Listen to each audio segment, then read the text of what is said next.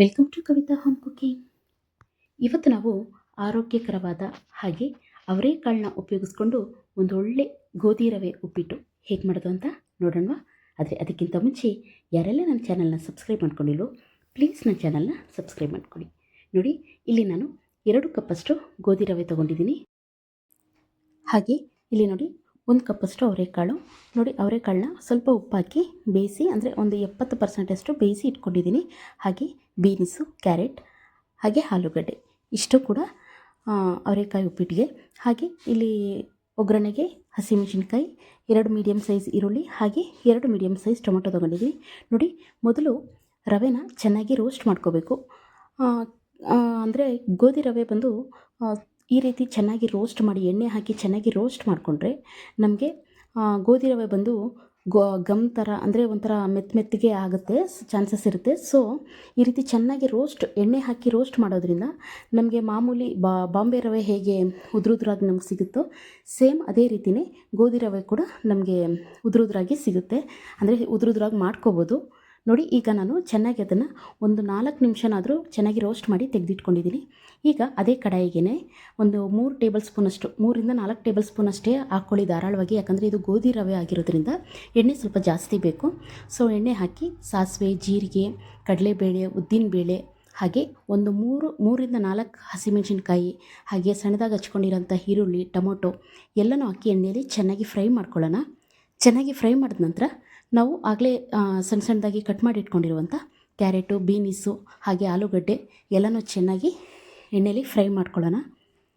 ಹಾಗೆ ಉಪ್ಪಿಟ್ಟಿಗೆ ರುಚಿಗೆ ತಕ್ಕಷ್ಟು ಉಪ್ಪು ಹಾಕ್ಕೊಂಡು, ಹಾಗೆ 1/4 ಟೇಬಲ್ ಸ್ಪೂನಷ್ಟು ಅರಿಶಿನ ಹಾಕಿ, ಈಗ ಈ ಉಪ್ಪು ಅರಿಶಿನದಲ್ಲಿ ಚೆನ್ನಾಗಿ ಒಂದು 2ರಿಂದ 3 ನಿಮಿಷ ಫ್ರೈ ಮಾಡ್ಕೊಳ್ಳಿ.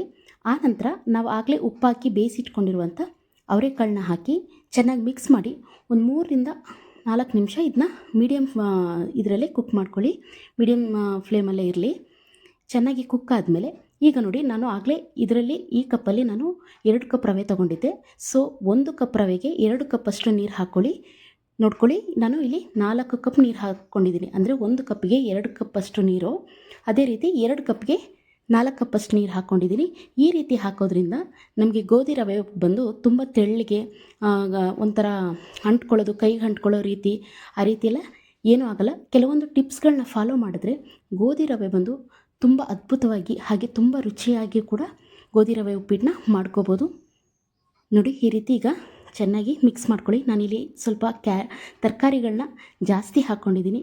ನೀವು ಅಷ್ಟೇ ಮಕ್ಳಿಗೆ ಮಾಡಿಕೊಟ್ಟಾಗ ಈ ರೀತಿ ತರಕಾರಿ ಎಲ್ಲ ಜಾಸ್ತಿ ಹಾಕಿ ಕೊಟ್ಟರೆ ಅವ್ರಿಗೂ ಒಂದು ಡಿಫ್ರೆಂಟ್ ಆದ ರುಚಿನ ಇದು ಮಾಡ್ತಾರೆ ಅವರು. ನೋಡಿ, ಈಗ ಅದನ್ನು ಮೀಡಿಯಮ್ ಫ್ಲೇಮಲ್ಲಿಟ್ಟು ಒಂದು 2 ನಿಮಿಷ ಒಂದು ಲಿಡ್ನ ಕ್ಲೋಸ್ ಮಾಡಿ ಬೇಯಿಸ್ಕೊಳ್ಳೋಣ. ನೋಡಿ, ಈಗ ಬೆಂದಿದೆ ಇದು.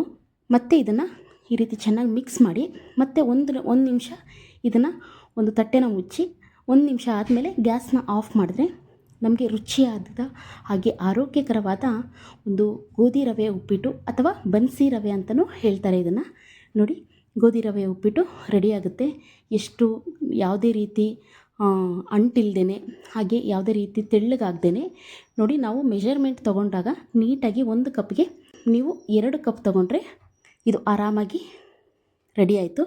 ನೋಡಿ, ಈಗ ಮತ್ತೆ 1 ನಿಮಿಷ ಅದನ್ನು ಮುಚ್ಚಿ ಗ್ಯಾಸ್ನ ಆಫ್ ಮಾಡಿದ್ರೆ ನಮಗೆ ಅವರೆಕಾಳನ್ನು ಉಪಯೋಗಿಸ್ಕೊಂಡು ಒಂದು ಒಳ್ಳೆ ಗೋಧಿ ರವೆ ಉಪ್ಪಿಟ್ಟು ಈಗ ರೆಡಿ ಆಯಿತು.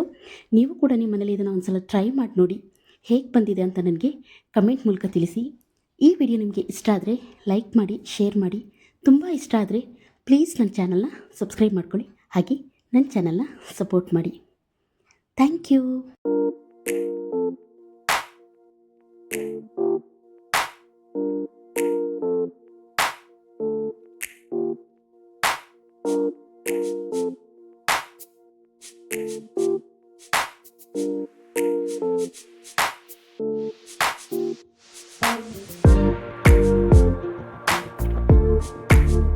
It's all